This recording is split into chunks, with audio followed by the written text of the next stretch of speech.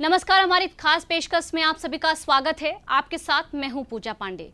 जिस ऑपरेशन सिंदूर को लेकर और सेना के पराक्रम को लेकर पूरी दुनिया ने इसकी जबरदस्त जो प्रदर्शन है वो देखा, उसका समर्थन किया, उसकी सराहना की। अब उसी को लेकर, उसी सेना को लेकर राहुल गांधी सवाल खड़े कर रहे हैं। ऐसे में सवाल है कि क्या राहुल गांधी को सेना के पराक्रम पर विश्वास नहीं है, जिसको लेकर उन्होंने बयान दिया है। अब इसी को लेकर भारतीय जनता पार्टी उन पर हमलावर है। घेरने की लगातार यहाँ पर जो प्रयास है, जो कोशिश है, वो देखने को मिल रही है।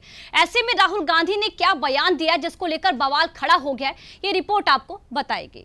तो हमारे प्रधानमंत्री श्री नरेंद्र मोदी जी भारत मां के शेर अर्थात हमारे नरेंद्र भारत मां के मृगेंद्र हैं और आपके खानदान के सरेंडर आजाद हिंदुस्तान के कैलेंडर में भरे पड़े हैं। हिंदुस्तान की सियासत में सरेंडर के इस बवंडर का आगाज राहुल गांधी ने किया है, लेकिन अब उसको अंजाम पर पहुंचाने की बागडोर बीजेपी ने संभाल ली है। राहुल गांधी ने महज अपने एक बयान से उस सियासी तूफान को न्योता दिया, जिसकी आंधी में गांधी परिवार के इतिहास का ही माखौल उड़ने लगा। दुनिया के सबसे बड़े लोकतंत्र के लीडर ऑफ ऑपोजिशन ने सरेंडर वाला बयान दिया तो सियासत को ये बिल्कुल रास नहीं आया। दरअसल राहुल गांधी ने महज एक बयान से भारत की विदेश नीति, सेना की रणनीति और सरकार की कूटनीति को सार्वजनिक मंच से घेरने की कोशिश की, वो भी बिना किसी सबूत के, बिना किसी गवाह के, बिना किसी जानकारी और बिना किसी तैयारी के। क्योंकि राहुल जो सवाल कर रहे थे उसका जवाब सेना ने सबूत के साथ पहले ही दे दिया था और उसकी गवाही राहुल के ही सांसद दुनिया में घूम घूम कर दे रहे थे। लेकिन लीडर ऑफ अपोजिशन उसी सेना का सर झुकाने में कोई कसर नहीं छोड़ रहे हैं। हम ऐसा क्यों कह रहे हैं, उसके लिए सीडीएस अनिल चौहान का ये बयान सुनिए। 10th of May at about 1 a.m. Its aim was to get down India to its knees in 48 hours. Multiple attacks were launched, and in some manner they have escalated this conflict, which we had actually hit only terrorist targets, but also into the military domain. Operation which they thought they'll continue for 48 hours, folded up in about 8 hours. And on 10th, then they picked up the telephone and said they wanted to talk. अब सवाल है कि क्या राहुल गांधी को अपनी ही सेना की बातों पर भरोसा नहीं है, जिस सेना की सुरक्षा की आड़ में वो देश का कोना कोना नाप जाते हैं, जिस सेना के भरोसे कश्मीर से लेकर कन्याकुमारी तक की यात्रा कर डालते हैं। इसी सेना के भरोसे पहलगाम हमले के बाद राहुल गांधी कश्मीर पहुंचे थे। सवाल उठ रहे हैं कि सियासत में विरोध का ये स्तर कितना जायज है कि उसकी जद में सेना भी आ जाए। क्या राहुल गांधी को अपने पद का भी ख्याल नहीं है, जिस पद की वजह से वो दुनिया में जहां जाते हैं वहां उनकी सुरक्षा जांच नहीं होती। लेकिन राहुल को ना तो सेना पर भरोसा है, ना ही विदेश सचिव पर। ऑपरेशन सिंदूर के दौरान महज 72 घंटे में ही पाकिस्तान ने हिंदुस्तान के सामने घुटने टेक दिए थे और विदेश सचिव ने खुद कहा कि पाकिस्तान गिड़गिड़ाया तो भारत सीज़फायर के लिए तैयार हुआ। क्या राहुल को विदेश सचिव की बातों पर भी भरोसा नहीं है? Director General of Military Operations of Pakistan called the Director General of Military Operations of India at 15:35 hours earlier this afternoon. It was agreed between them that both sides would stop all firing and military action on land and in the air and sea with effect from 1700 hours Indian Standard Time today. Madhya Pradesh में राहुल गांधी ने आरोप लगाया कि मोदी सरकार ने कथित तौर पर अमेरिकी राष्ट्रपति ट्रंप के इशारों पर पाकिस्तान के सामने सरेंडर कर दिया, जबकि भारत और पाकिस्तान के बीच ऑपरेशन सिंदूर के दौरान से ही सरकार स्तर की कोई बातचीत नहीं हुई है। सीज़फायर पर सहमति भी डीजीएमओ लेवल की बातचीत के बाद बनी। पीएम मोदी खुद से ऐलान कर चुके हैं कि पाकिस्तान से बात सिर्फ और सिर्फ पीओके और आतंकवाद पर होगी। तो क्या राहुल गांधी को पीएम मोदी पर भी भरोसा नहीं है? अगर पाकिस्तान से बात होगी तो टेररिज्म पर ही होगी। अगर पाकिस्तान से बात होगी तो पाक ऑक्युपाइड कश्मीर पीओके उस पर ही होगी। भारत का स्टैंड क्लियर है कि पाकिस्तान को पीओके खाली करना ही होगा। ऑपरेशन सिंदूर की सफलता के बाद रक्षा मंत्री राजनाथ सिंह जवानों के बीच पहुंचे थे। रक्षा मंत्री राजनाथ सिंह आतंक के खिलाफ भारत की लड़ाई में भारतीय सेना के शौर्य की सराहना करते नहीं थक रहे थे। तो क्या राहुल गांधी को उन जवानों और रक्षा मंत्री पर भी भरोसा नहीं है? आतंकियों ने पहलगाम में धर्म पूछकर हमारे निर्दोष लोगों को मारा। उसके बाद आपने जो जवाब दिया उसे पूरी दुनिया ने देखा है। उन्होंने यह नहीं सोचा कि आम नागरिकों ने उनका क्या बिगाड़ा है, उन्होंने ऐसा क्या किया है कि उन्हें मार दिया जाए। पर मैं यह कहना चाहूंगा, आतंकियों ने भारतीयों को धर्म पूछकर देखकर मारा, धर्म पूछकर मारा, तो हमने आतंकियों को उनका कर्म देखकर मारा है। उन्होंने धर्म देखकर बेगुनाहों की जान ली। यह पाकिस्तान का कर्म था, हमने कर्म देखकर उनका खात्मा किया। यह हमारा भारतीय धर्म है। भारत और पाकिस्तान के बीच अमेरिकी मध्यस्थता की बात को विदेश मंत्रालय भी खारिज कर चुका है। यही नहीं, खुद कांग्रेस के ही सुपर सीनियर नेता शशि थरूर और सलमान खुर्शीद तक अमेरिकी मीडिएशन की बात को खारिज कर चुके हैं। तो क्या राहुल गांधी को अपने सांसदों पर भी भरोसा नहीं है?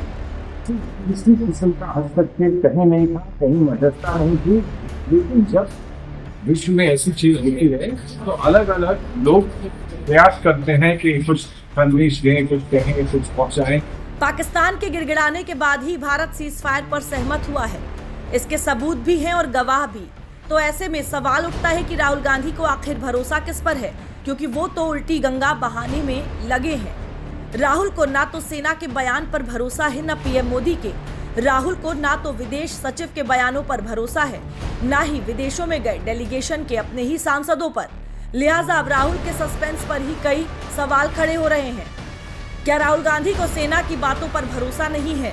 विरोध की भाषा कब सेना के दुश्मन की भाषा हो गई? राहुल गांधी मोदी विरोध में देश विरोध पर क्यों उतर आए हैं? क्या ऐसे गैर जिम्मेदाराना बयान से कांग्रेस को वोट मिलेंगे? क्या राहुल गांधी को अपने ही सांसदों के बयानों पर भरोसा नहीं है?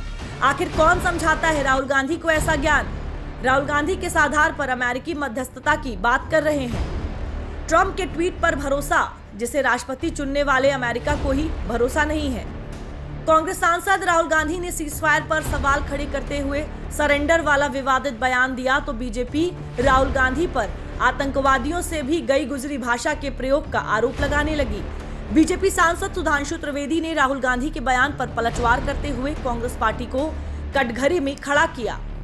आपने सरेंडर शब्द यूज करके सेना का अपमान किया है या नहीं? क्योंकि सीधे सीधे जब आपने सेना के बयान को सरेंडर से तुलना किया है, इसका मतलब भारत और भारत की सेना का सर झुकाने का वो काम और इसके लिए वो शब्द जो पाकिस्तान की सेना, पाकिस्तान की आतंकवादी संगठन और यूएन सिक्योरिटी काउंसिल के द्वारा डिजिग्नेटेड आतंकवादी जैसे मौलाना मसूद अजहर और हाफिज सईद भी नहीं बन कर पाए हैं, तो आप क्यों उनके मुहाफिज बनने की कोशिश कर रहे हैं? एक हिंदी में कहावत होती है, नया मुल्ला प्याज ज्यादा खाता है, मगर यहां गैर मुल्ला इस कदर प्याज खाने में लगा हुआ है कि उसे लग ही नहीं रहा है कि ये देश के स्वाभिमान और सेना के शौर्य और सेना का कितना भीषण अपमान कर रहा है। लेकिन राहुल गांधी का सरेंडर वाला बयान उनके लिए तब बड़ी मुसीबत बन गया जब बीजेपी कांग्रेस के सरेंडर वाला इतिहास लेकर कांग्रेस के पीछे पड़ गई है। सुधांशु त्रिवेदी ने सिलसिलेवार तरीके से कांग्रेस के सरेंडर का इतिहास गिना डाला। राहुल गांधी जी, केवल 2 साल पहले आप विदेश में गए थे और आपने कहा था, why the defenders of democracy America and Europe are silent and not interfering in India. ये था सरेंडर। 15 जुलाई 2011 को आपने कहा, it's impossible to totally control terrorism. ये था आतंक के आगे सरेंडर। 26/11 के हमले के बाद आपकी सरकार ने शर्म एल शेख में कहा कि कंपोजिट डायलॉग प्रभावित नहीं होगा आतंकी घटनाओं के साथ। यह था आतंकी मानसिकता के साथ सरेंडर। 1995 में नरसिम्हा राव सरकार के समय एक फोन आया और भारत ने अपना एटॉमिक एक्सप्लोजन रोक दिया। यह था सरेंडर। 1971 में 93,000 प्रिजनर ऑफ वॉर थे, फिर भी पीओके क्यों सरेंडर कर दिया? छंब का 160 किलोमीटर का एरिया जीता हुआ क्यों सरेंडर कर दिया? 13,000 किलोमीटर पाकिस्तान के पंजाब और सिंध का जीता हुआ क्यों सरेंडर कर दिया? 54 हमारे सैनिकों को वापस नहीं लिया, उन्हें क्यों सरेंडर कर दिया? 1965 में जीता हुआ हाजीपीर का दर्रा सरेंडर कर दिया।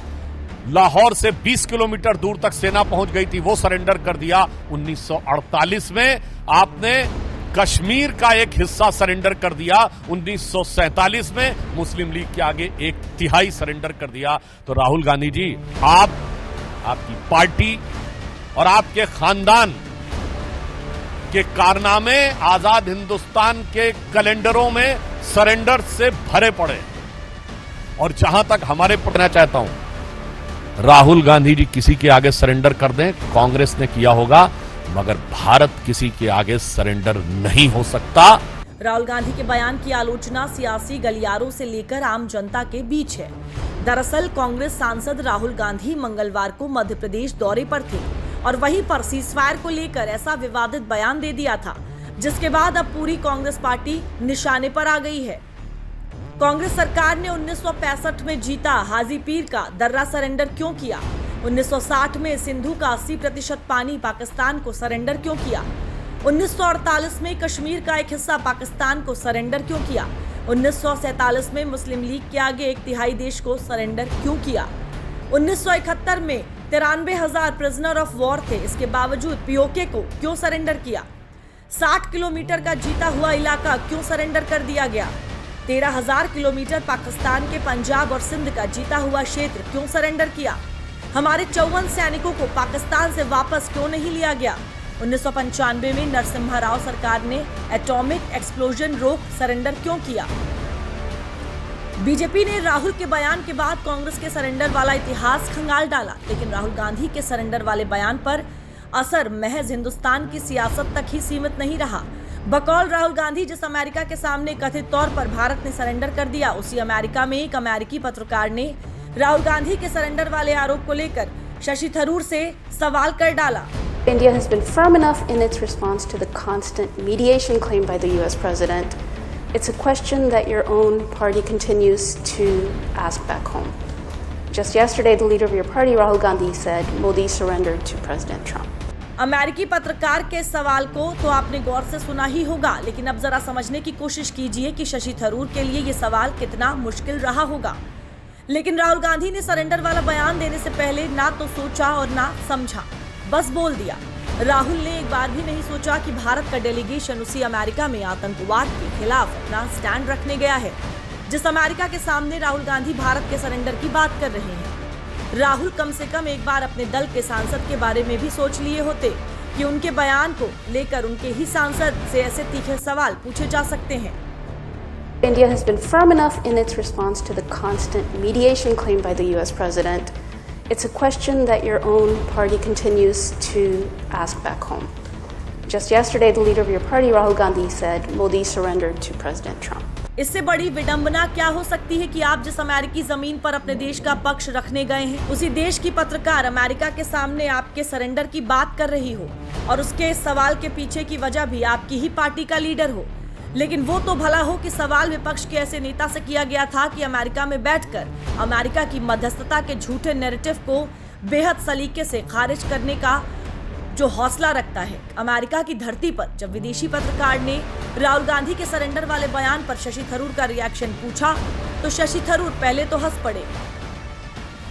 ये हंसी शायद राहुल गांधी की नादानी पर थी और इसके बाद शशि थरूर ने अपने ही अंदाज में अमेरिका और अमेरिकी पत्रकार को समझा भी दिया।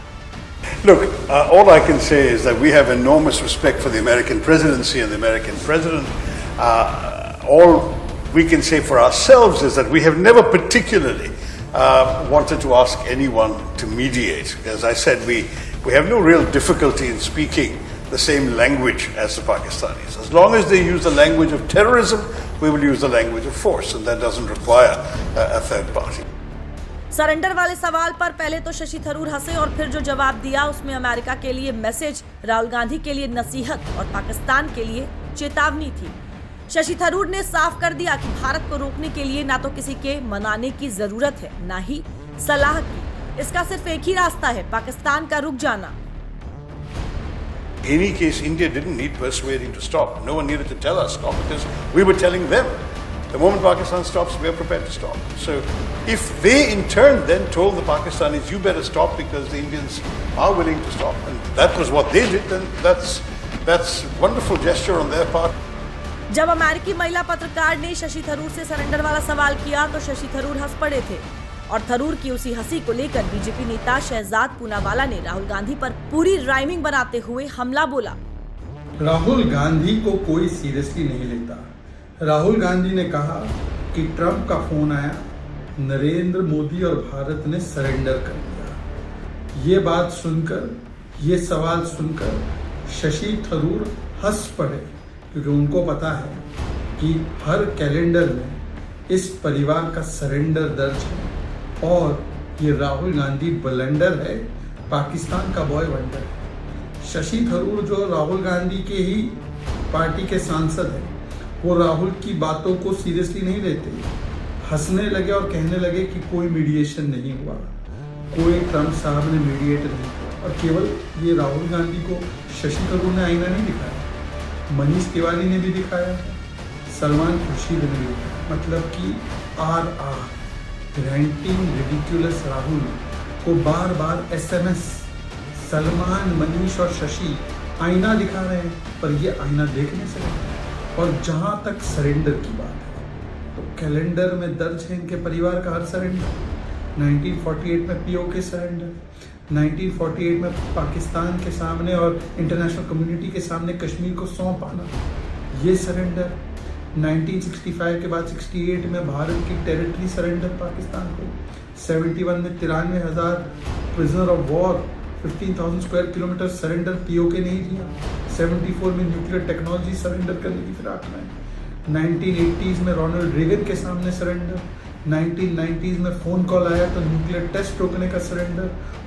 उधर वॉशिंगटन DC में थरूर ने राहुल के दावों को खारिज करते हुए न सिर्फ पाकिस्तान पर करारा प्रहार किया बल्कि उन लोगों को भी जवाब दिया जो पाकिस्तान से बातचीत के हिमायती हैं। शशि थरूर ने वो समस्या भी बताई जो पाकिस्तान से बातचीत में आड़े आ रही है। Talking, and we hear this a lot from people who are well-meaning. And why don't you talk to Pakistan? Who do we talk to? So we're discovering the people we talk to are either unable or unwilling to control the elements who are hurting us. So if you have talking to a civilian government, and the civilian government doesn't even know that the military is up to sending and dispatching terrorists across the border to kill us, who do we talk to? Why should we talk? Shashi Tharoor जिस तरह से भारत का पक्ष विदेश में रख रहे हैं उसके सभी मुरीद हो गए हैं। शिवसेना सांसद मिलिंद देवड़ा उनके बगल में बैठे थे और थरूर का जवाब खत्म होते ही उनकी तारीफ करने लगे। As far as the political question is concerned, I would just like to express my admiration for Dr. Tharoor, who I have known for a long time. He always puts country before party. Operation Sindoor को लेकर राहुल गांधी द्वारा मोदी सरकार के surrender वाले बयान पर शशि थरूर का जवाब अब सुर्खियों में है। विदेशों में गए डेलीगेशन का हिस्सा रहे शिवसेना सांसद श्रीकांत शिंदे जब भारत वापस लौटे तो वो भी राहुल के बयान पर हमलावर दिखे। राहुल जी बहुत एंजॉय करते हैं देश विरोधी बातें करने में। भारतीय जनता पार्टी और माननीय प्रधानमंत्री जी को पाकिस्तान ने फोन किया था और पाकिस्तान सुबह से फोन करा था, हम लोग नहीं उठाए। जब हमने सभी एयरबेस उड़ा दिए उसके बाद ही कोई उनसे बात हुई। राहुल जी का आदत है देश विरोधी हरकतें करने का। उनको अपने कांग्रेस के सांसद जो विदेश गए हैं उनसे पहले ओपिनियन लेना चाहिए, इसके बारे में तब बोलना चाहिए। नहीं जानना अलग बात होता है। राहुल गांधी के साथ दिक्कत क्या है कि जानना भी नहीं चाहते। सरेंडर वाले बयान पर बीजेपी ने भी राहुल की कलई खोलने में कोई कसर नहीं छोड़ी थी और अब उनके सांसद के इस बयान ने बची खुची कसर भी पूरी कर दी है। लेकिन राहुल गांधी फिर भी नहीं संभले और शुक्रवार को जब बिहार दौरे पर पहुंचे तो सरेंडर वाला बयान फिर से दोहरा दिया। जाति जनगणना और मैंने लोकसभा में मोदी जी गलतियों से सीखना इंसान को निजी जीवन में पहले से बेहतर इंसान बनाती है तो एक सियासतदार को मंझा हुआ नेता। लेकिन राहुल गांधी अपनी सियासी करियर में गलतियों से सीखने की बजाय शायद उसे दोहराने में भरोसा रखते हैं। यही वजह है कि उनके सियासी सितारे हमेशा गर्दिश में रहते हैं। जिस सरेंडर वाले बयान को लेकर राहुल की चहुं ओर किरकिरी हुई थी उसी बयान को राहुल ने एक बार फिर बिहार में दोहरा दिया, जबकि बीजेपी अभी उनके पहले ही बयान पर हमलावर थी। राहुल गांधी भारत के सेना के शौर्य का विरोध कर रहे हैं और पूरी दुनिया में भारत के सेना का नाक कटवाने का काम किया, सेना के शौर्य पर प्रश्न चिन्ह खड़ा किया, ये देशद्रोह का काम किए हैं। इनकी जुबान पाकिस्तान की तरह जुबान खुलती है। आरोपों के तीर यही नहीं रुके। दरअसल राहुल गांधी महज एक सांसद नहीं है, दुनिया के सबसे बड़े लोकतंत्र के लीडर ऑफ ऑपोजिशन हैं। अमेरिकी पत्रकार द्वारा उनके बयान को कोट करना इसी की तस्दीक है, लेकिन राहुल शायद उस गंभीरता को नहीं समझते हैं। बीजेपी सांसद सुधांशु त्रिवेदी और संबित पात्रा ने तो यहाँ तक कह डाला कि राहुल गांधी नेता विपक्ष के पद पर रहने के योग्य नहीं है। प्रधानमंत्री श्री नरेंद्र मोदी जी के बारे में जिस प्रकार की आपत्तिजनक और ओछी टिप्पणी की, उसके द्वारा एक बार पुनः उन्होंने ये सिद्ध कर दिया है कि उनके अंदर नेता प्रतिपक्ष जैसे गंभीर पद को धारण करने की योग्यता और परिपक्वता नहीं है। राहुल गांधी जी ने एक बार पुनः इस प्रकार के बयान के द्वारा अपनी विवेकहीनता और स्तरहीनता का परिचय दिया। जिस प्रकार से, जिस लहजे से ऑपरेशन सिंदूर के विषय में राहुल गांधी ने बात किया, वह किसी भी सभ्य राजनेता, वह किसी भी लीडर ऑफ ऑपोजिशन या किसी भी पॉलिटिशियन को न केवल शोभा नहीं देता, अपितु वो पॉलिटिशियन फिट ही नहीं हो सकता है जो अपने देश के लिए, जो अपनी मातृभूमि के लिए सरेंडर जैसे शब्द का प्रयोग करता है। यही नहीं, राहुल गांधी ने ये आरोप भी लगाया था कि बीजेपी आरएसएस के लोग दबाव में आ जाते हैं। बीजेपी ने इस आरोप को अवसर बना लिया और कांग्रेस को उसी बीजेपी के सामने नाकामियों के इतिहास की ताकीद कर डाली। भारतीय जनता पार्टी या आरएसएस दबाव में आ जाता है तो मैं राहुल गांधी जी को बता देना चाहता हूं, ये वही पार्टी है जिसने आपकी पार्टी को, जो अपराजेय समझी जाती थी, भारत के अनेक राज्यों में अप्रासंगिक कर दिया है। This is the same party and same organization which has made the invincible Congress as an irrelevant Congress in several of the Indian states. Rahul Gandhi के बयान की आलोचना महज सियासी गलियारों तक ही सीमित नहीं रही। भारत के पूर्व विदेश सचिव हर्षवर्धन श्रृंगला ने भी राहुल गांधी के बयान को सरासर गलत बताया। साथ ही न्यूयॉर्क टाइम्स की खबर का हवाला भी दिया। इसका कोई बेसिस तो मुझे नहीं लग रहा है, क्योंकि आप अगर ये ऑप सिंदूर देखें तो अब 10 मई को इतना भारी डैमेज हुआ था पाकिस्तानी एयर बेसिस में। न्यूयॉर्क टाइम्स जो हमारे खिलाफ हैं, उन्होंने भी कहा कि सैटेलाइट फोटोज़ के एविडेंस के मुताबिक भारत ने पाकिस्तान के ऊपर काफ़ी बड़ा विजयता प्राप्त किया है। तो अगर अंतर्राष्ट्रीय न्यूज़पेपर, जो कि एक लिबरल न्यूज़पेपर है, जो कि भारत के खिलाफ जब भी लिखती है, ये कहते हैं कि भारत ने एक मतलब बिल्कुल स्थापित कर लिया है कि इनका मिलिट्री डोमिनेंस है, तो सरेंडर का तो ये मतलब ही नहीं है। मुझे समझ में नहीं आ रहा है किस तरह सरेंडर हो सकता है, जबकि हमने बिल्कुल मुंह तोड़ जवाब पाकिस्तान को दिया है। एक तरफ जहां कांग्रेस के सांसदों ने ऑल पार्टी डेलीगेशन का हिस्सा रहते दुनिया के अलग अलग देशों में देश हित को ऊपर रखा और दलहित को किनार, वहीं राहुल गांधी देश में सेना का अपमान करने में कोई कसर नहीं छोड़ रहे हैं। ऐसे में सवाल तो यही उठ रहे हैं कि क्या सत्ता से दूरी ने राहुल की बौखलाहट को इस कदर बढ़ा दिया है कि कांग्रेस पार्टी देशहित और दलहित के बीच के दायरे को भी भूलती जा रही है।